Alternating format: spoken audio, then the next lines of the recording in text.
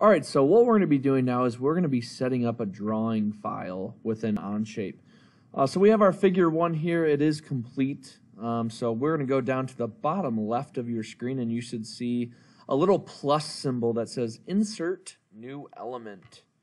We're going to click on that. We're going to open up a Create a Drawing file. So we'll click that. Onshape already gives us a bunch of templates.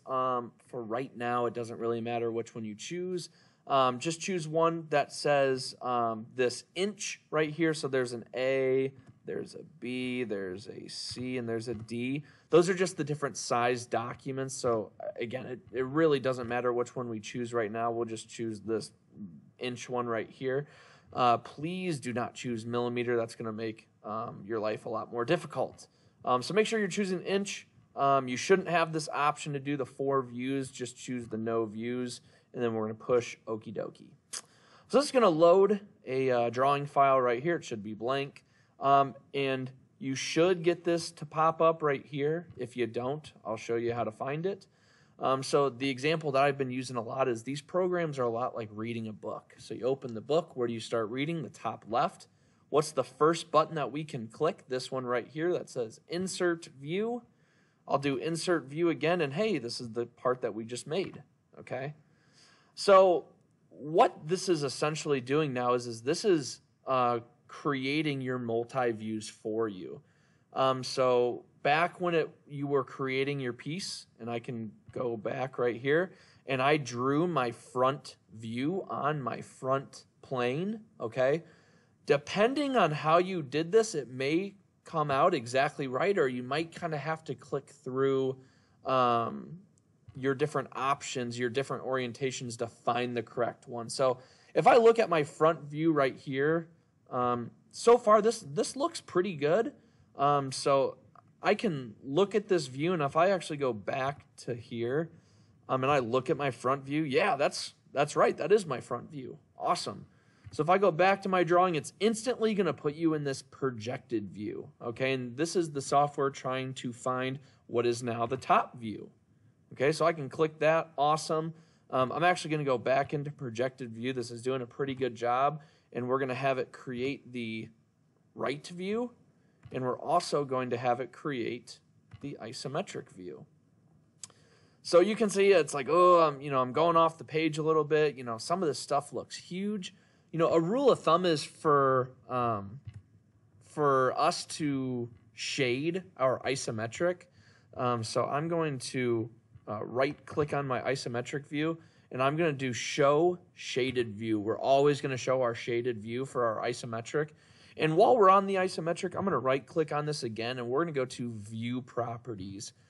You could do this for any of your pieces, but usually our isometric is scaled down to about half the size of our other ones. So I believe these ones are at a 1:1 scale. So I can move this, and I can just do 1:2. And we can actually notice now when I zoom in on this, we'll say, okay, that this is actually a lot smaller. So that's good. We'll just kind of plug this in the corner right there. So, right now, if I'm looking at it, I'm like, this distance is not very far. I can, click on this, and I could drag this down a little bit. I could maybe drag this one up a little bit. Just, try and get some room right here. If these are too big, you can go back, right click on the view properties, and you can change the scales. Just make sure that your top, your front, your right views are the same scale. Your isometric is usually smaller in scale when compared to your other views. So the next thing that we're going to do is we need to add our hidden lines. Okay. And I'm going to right click on this, and I'm going to say Show Hidden Lines. Okay, so we can see, oh, there it goes. It adds our hidden lines in there. I can go to this shape, and I can say Show Hidden Lines. Okay, nothing shows up. We're good there. I can go to Show Hidden Lines here. It adds those hidden lines. Fantastic, okay? Normally on an isometric, we don't add hidden lines, so as the way it is now, that's perfect. We also don't add any dimensions to our isometric view. We're only going to add dimensions to these 3 views. Normally, when we use dimensioning in a drawing file, you usually dimension towards your other shapes. So very rarely you would have your dimensions go to the outside, to the outside, to the outside. Usually they're going to go towards another shape. So this area would have a dimension. This area would have a dimension. This area might have some dimensions. And then this one right here. So let's see. First thing that we're going to do is let's go to dimension. Okay. So again, we've talked about in class the different dimensioning rules. And, you know, it might be a little, you know, kind of confusing. Where do I even start when I look at this drawing file, right? Where do I start dimensioning? You know, step one is, all right, let's start looking at some different features that we have within our shape. So, you know, this shape right here, I see we got a little cutout here. We have a little cutout here. We have a big cutout here. We got this little like side table shelf looking thing. We got hidden lines. We got a top piece. You know, there's a bunch of different stuff. So again, essentially, it doesn't really matter where you begin. So for right now, I'll just start with these, you know, cutouts right here. And, you know, I'll start with a point from there and a point from here. And I'll kind of just move this up. And we'll just kind of click right there. And I'll zoom in on this. If you did millimeters on accident, you're going to have to come in here and change this to inches every single time. So that's why you definitely want to make sure you do that. Again, we can dimension this line. You can click on this line, or you can go from point to point. So I'll just click this line. I'll move it up. And I'm going to line up my little arrows the best I can. That looks pretty dang good. And then here's the next thing. So, you know, this is, again, it's, you know, this is the first time most of you guys have started doing, you know, dimensions in a technical drawing. You know, Mr. Egan, why are we not going to just do this one right here? Why wouldn't we just include this 1 inch? Okay. Well, you know, a thing that we could do is actually, let me click on this and I'm going to delete. Let me see if I can delete this. Oh no. Will it not let me delete? There we go. Okay, select that, delete it. I would not include that because it's kind of over dimensioning. So, you know, for a part like this, you know, what I would have you guys do instead of adding that third, you know, or that second little one right there, I would actually go from end point to end point, and I would have this overall dimension length right here, okay? You know, another thing we want to make sure is we don't want to, you know, cross our dimensions like this. We wouldn't want to have this down here. See how all these lines are starting to cross? It just, you know, kind of gets messy. We want to have this above. So that's okay if these dimensions are inside this one. But what we have here is now that I look at this, I see that we have an overall dimension of 4. So if this line is 1 and this line is 2, we know that this line has to be 1 inch because 1 plus 3 plus 1 would equal 4. So we always want to include our overall dimension as well. All right, so I got part of this. I got from here to here. Another thing that I'm going to need to do is maybe a point from here to here. We also have to do a point from here to here.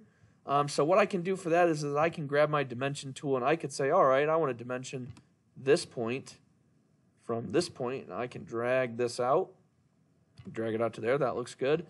And so instead of doing this point to this point, I might do the entirety of this side. So now I know that from top to bottom is 2.5 inches. And from here to here is 1.5 inches. We got to know that this is 1 inch then. So I don't even need to include it. Okay. So we've essentially now done these 2 lines right here. We've done these 2 lines right here. So these 2 features are done. Okay. Let's move on to our next feature. On our next feature, let's just knock this guy out right here. So we'll do dimension. Okay. And again, there's a couple different ways we could do this. You know, we could continue adding dimensions to this one. We could move them down here. You know, that would be okay. This one shape would have a ton of dimensions on it. So, let's maybe move up to this one. So from here, this top portion right here, we could say, from here to here is 2 inches, maybe from, here to here. Oh, we don't need to do, the total because we already have the total down here. Okay. Actually, if we look at this, we actually have the 2 right here as well. So actually, we don't even need this one. So we have this to this is 2. We have this to this is 1. And we have, so really, we just need to know the thickness of this part and the thickness of this part. So if we do dimension, we can say from this to this, so our two hidden lines, we can say, oh, okay, that's 3 inches. So now I've dimensioned from here to here. I can also dimension from here to here, which is the outside line, and I can say, all right, that's 0.5. And again, these are nice and lined up, nice and pretty, okay? So now we've dimensioned almost this entire part. We've said from here to here and here to here. We know that that's 3 and this is 0.5. We know that the overall is 4. That means we know that this is 0.5. Okay, so we don't need to add that in right here. Something else we need to do is we need to dimension the height of this. Okay, so how do we do that? We could do it from here to here, and I could drag this in right here. I might need to scoot those out a little bit, but now I'm doing the height of this inner cutout right here. Okay. You could do this a couple ways. If this is, getting too crowded, we could do it out this way off of this one. We could dimension it. Oop, get out of here. We could do it from here to here, and we could drag it out this way. Again, there's no real right or wrong answers to how we're adding these dimensions. So we'll say we're done with this part right here. We've done both parts right here. And so now, let's start to look at this little shelf, this little table on the end. So right now I could do the depth of this, and I could say from here to here, is 0.75. Let me line that up, okay? And I could also do the overall depth of our shape from here to here. Okay, that is 2.5 inches, okay? And I could also do the length of our little shelf right there. We'll say that's 1.5. So now I have the distance that it was extruded, the length, and the only other thing I need is kind of the height down here. So if I zoom in down here, I could have done it right here. I might be, kind of cramming right here. So maybe we just go from there to there. We'll drag that out, okay? Maybe I don't want one dimension over here. Something else that I could do is, maybe I could, delete this. I could maybe delete this, and I could actually come over here, and I could add those dimensions over here now. So I could go from there to there, and I could go from here to here, just to kind of, move some dimensions around so that you're not, dimension heavy on one.